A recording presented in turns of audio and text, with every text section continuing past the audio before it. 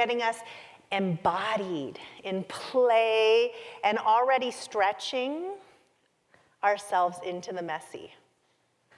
We are living in a neck-up world. Less of that maybe here in Jackson, but lots of that where I come from on Zoom. And so getting embodied is part of getting messy, which is what we're going to do right now.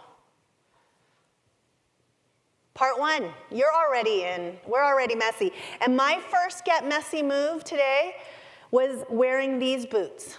I came with these rubber boots, but I brought these really sexy suede and leather boots right there that Annie is holding.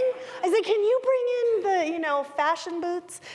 And then we were like, we're gonna get messy. Well, I'm gonna wear those boots. I'm gonna wear these boots because we're gonna get comfortable. We're gonna get in our bodies, just like what we were doing, chanting. Getting messy is playful.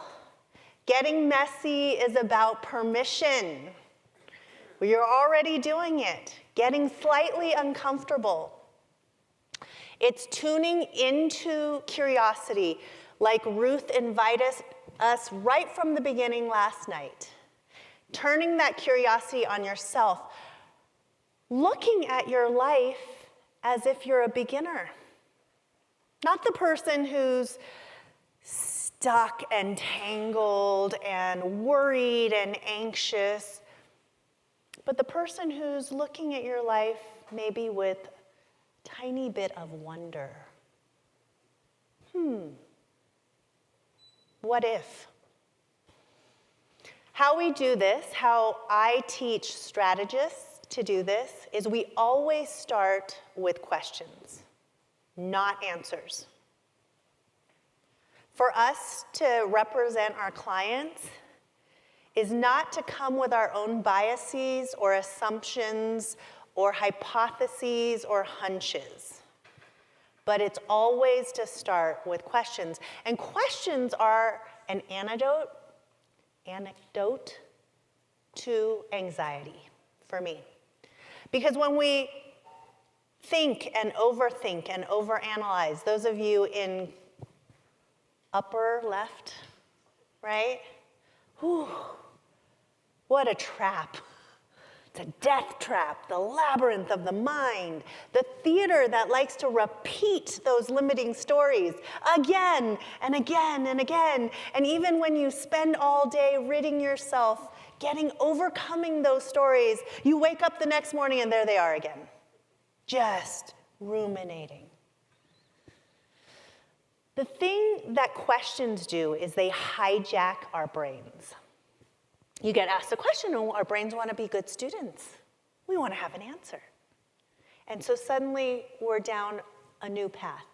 And so we're going to really use questions and harness them and allow yourself to be in that upper left in a different way. And to answer questions, not from here, but from here or maybe lower. Because here's the truth. The answers we seek lie behind the questions we avoid. Am I madly in love? Do I want mad love? Do I believe that I deserve mad love? Am I giving mad love? We live in a culture and a world that is always on. You could not binge every show that is out there in your lifetime. You could not read every book. You could not go through your IG or your Facebook or Twitter X, whatever we're going to call it next, But we can always distract ourselves with that. Your to-do list, those of us who live in the upper right, endless, infinite things to do. But today you came because you're creating space for some of the scarier questions. Not all questions are created equal. Some are more penetrating than others.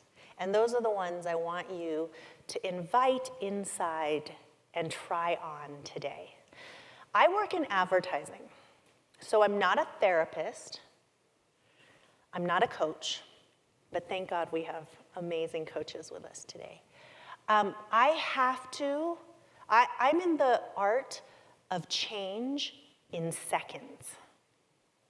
I have to change people's minds in 30 seconds. It used to be 90 seconds, that was a luxury. Then it became 60, 30, 15, and now we operate in 6 seconds. That's the world I live in.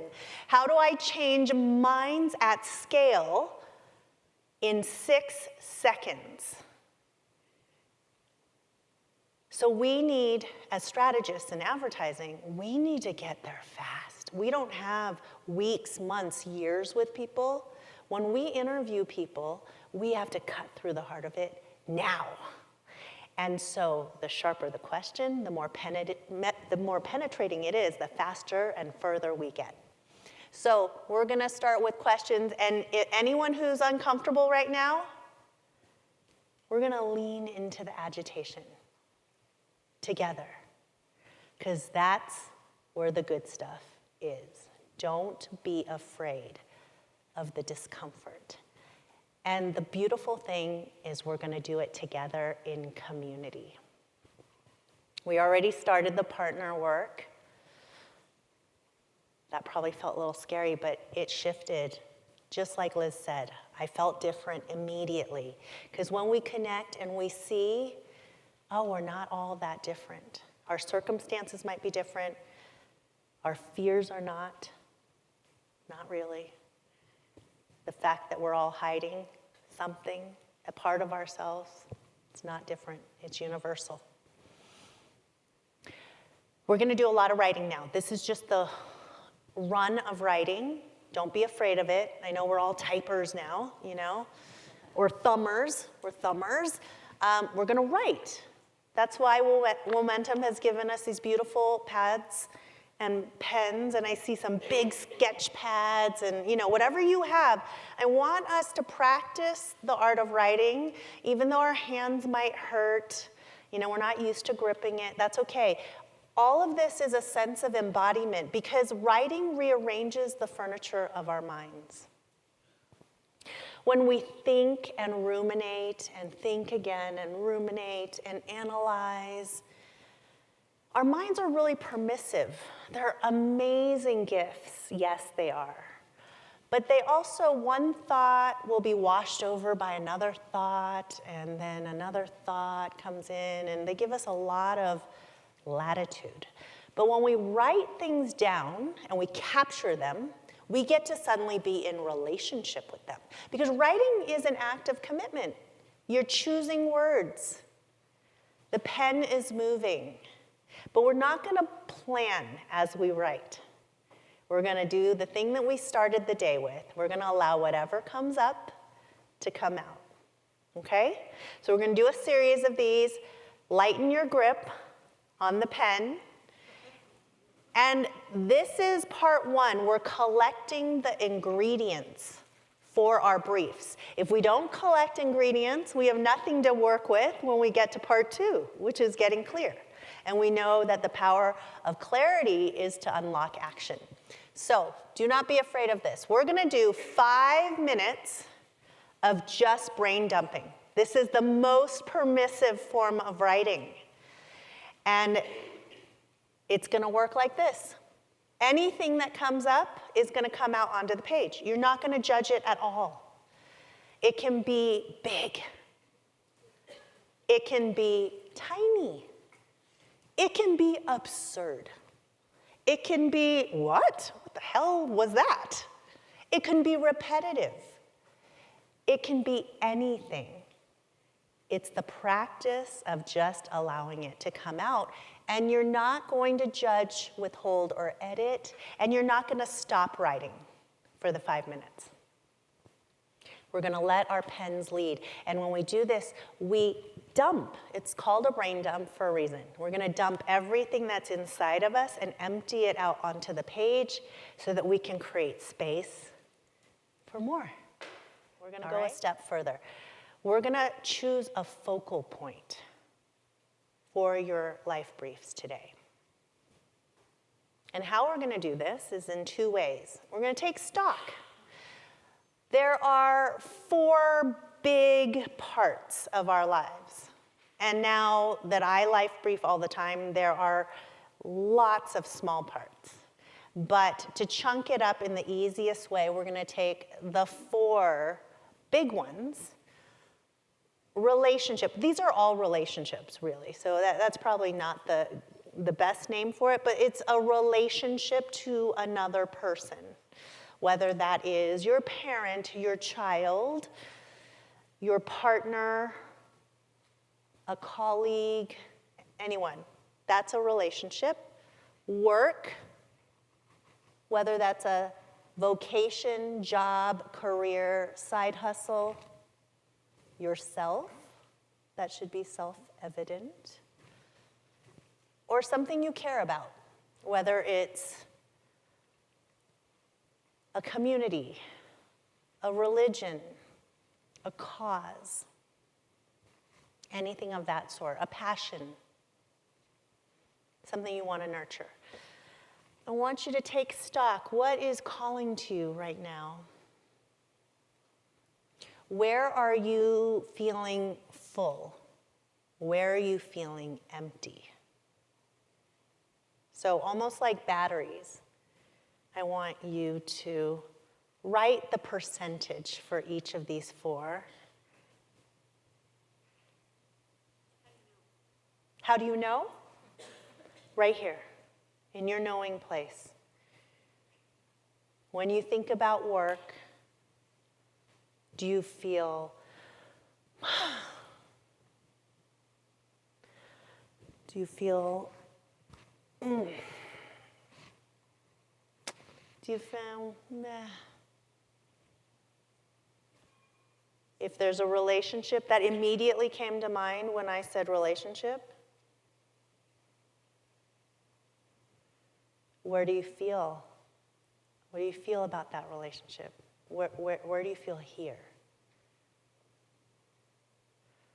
What came up for me immediately are my partners at work. That's the set of relationships that are most top of mind for me right now. What relationship comes right there without you having to try? Yourself, how full are you here? Or how empty? What do you care about? What's been calling to you? So just take stock. Observe. And like Lindsay and Liz invited us, feel it in your body, not in your head, okay? This is an embodiment. Let your body tell you. Now I want you to choose one thing, one part of you that we're going to focus on for your life briefs. It can be small. It can be big. It can be high stakes or very comfortable. It can be personal. It can be professional. Anything. But we're going to choose so that we can practice. And we're going to practice the rest of the day going through the arc of life briefing with that thing that's gripping you. And gripping for me, Liz has used it several times. It's the thing that comes up when I'm not even trying to come up with something. I might be going to the restroom and boom, there it is. Like Mad Love. I got through the pitch. I was feeling proud. I knew we won. I had a hunch. left my team. We had a good set of beers and, oysters and lobster. That's what you do in Boston. When you celebrate hard work, got on that plane, and there it was again. Am I madly in love?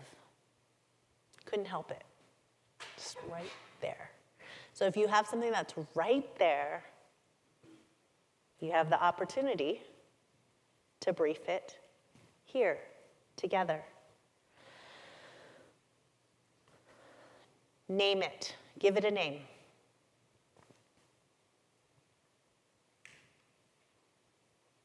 And this just allows you to refer to it. Because when we acknowledge it, Ruth said, acknowledge the thing you're hiding. Be in relationship with it. Let's acknowledge the gripping part of your life. And it might just be gripping you here and now. And it might be gone after today. That's okay. We're just going to use it to practice and play. Okay, so now we're going to deepen the writing. We're going to do exactly what you did with the brain dump, but we're going to aim it at the thing you just named. Okay? The gripping topic, the gripping part of your life. Now we're going to direct your writing at that, and you're going to start at the top of a new page with the sentence, what I really, really want. And if you want to put, in my heart of hearts, what I really, really want, but have not even dared to admit is. And you're going to write from that place for 10 minutes. We're going to stretch ourselves. And you're not going to judge, you're not going to withhold, and you're not going to edit. Go, pens. Pens down, pens down. How many people felt that too long? My God, that was really hard. Yeah. And how many people felt, oh, I wanted more time. There's still stuff coming out. Okay, great. Whatever your experience is your experience. But I want you to breathe now, because you just did the longest writing pieces we're going to do today. Okay? I find that there's something, I learned this a couple years ago during the pandemic, that there is something called digital apnea, where we're texting back and we stop breathing. Or we're waiting for a text to come back and we stop breathing. I don't know if there's writing apnea. Okay, we're going to do one more exercise before lunch, and this is really an ode to the theme of hiding or unhiding. Okay?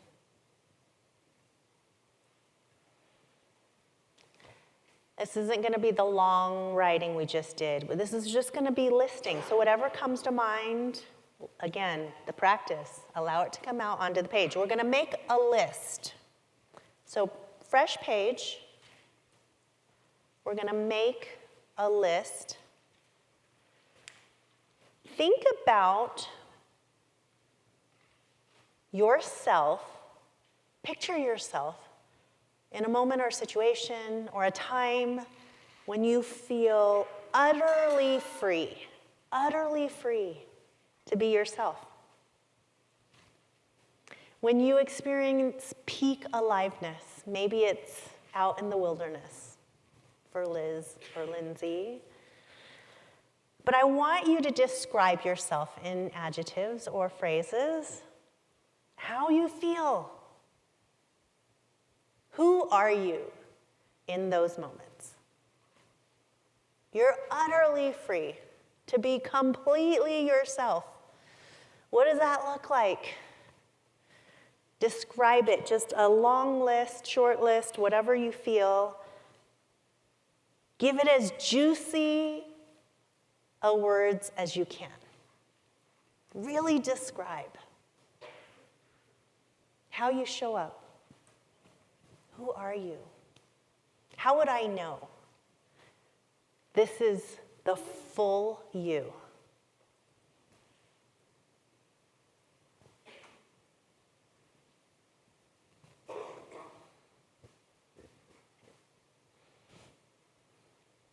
Dare to push your words. Be as descriptive as possible.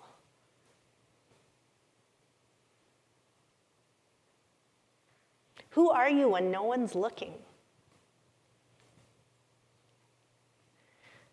Who are you when you're with that person who just never judges you?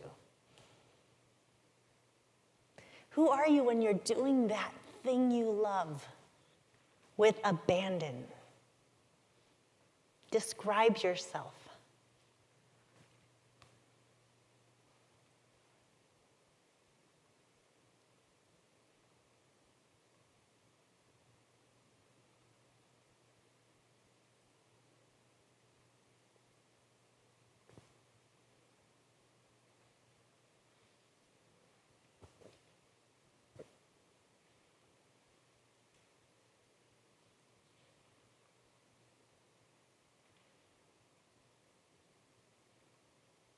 Okay.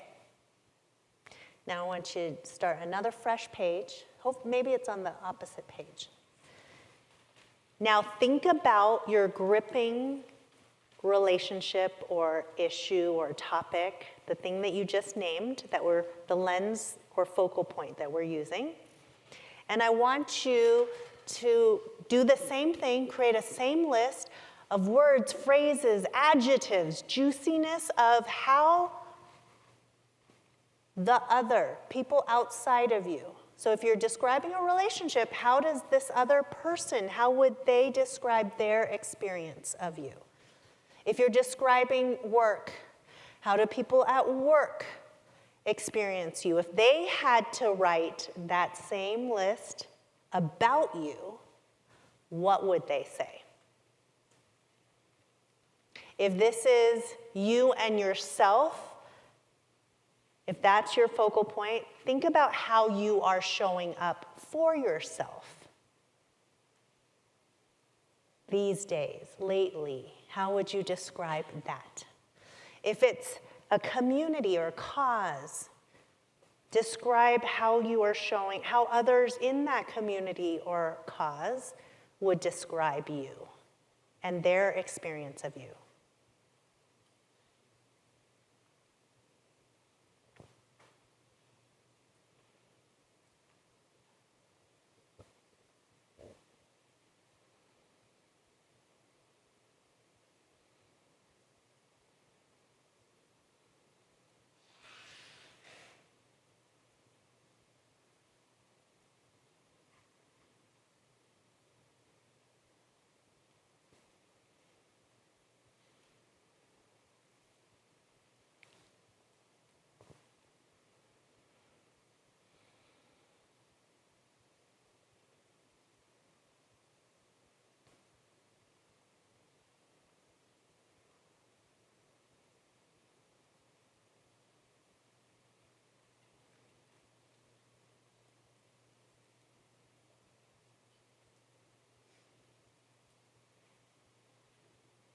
Do we have that? Yeah? You can keep writing and finish up. Now compare those two lists. What is shared, or more potently, what is on your first list that is not on your second list? I want you to circle, underline, or highlight what's on your first list that isn't on your second list.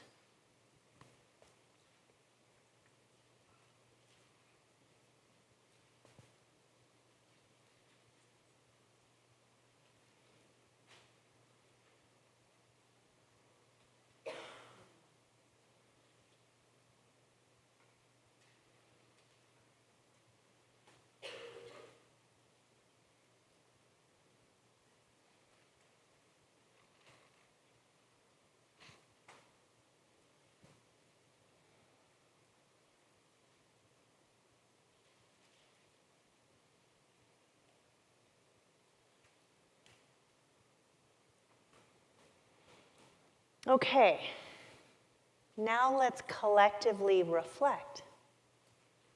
What would change? Or what is one thing from your first list that you would like to be on your second list? And how would this part of your life be different if that trait showed up more?